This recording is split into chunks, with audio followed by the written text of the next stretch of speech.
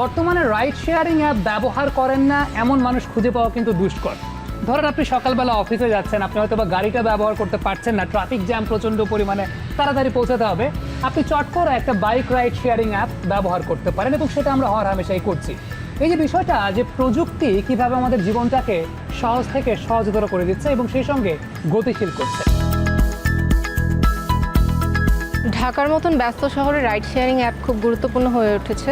ঢাকার এই প্রান্ত থেকে ওই প্রান্ত যে কোনো সময় খুব সহজেই রাইড শেয়ারিং অ্যাপগুলোর মাধ্যমে যাওয়া যাচ্ছে।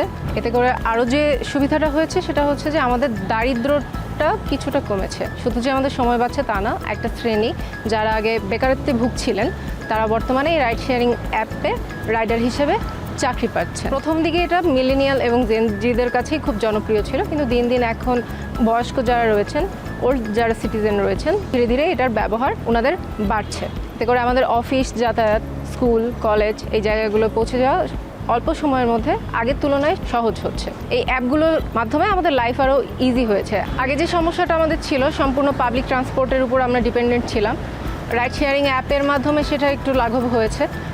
রাইড শেয়ারিং অ্যাপগুলোতে দেখা যায় যে সার্ভিসের মান পাবলিক ট্রান্সপোর্টের থেকে উন্নত।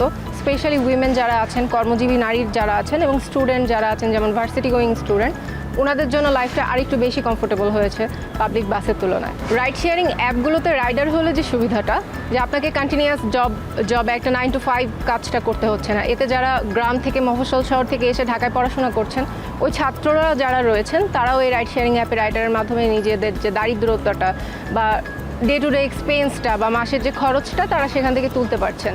সো এটা আমাদের ইকোনমিক্যাল স্ট্যান্ড পয়েন্ট থেকে যদি আমরা চিন্তা করি, বেশ একটা ভালো একটা স্টেপ।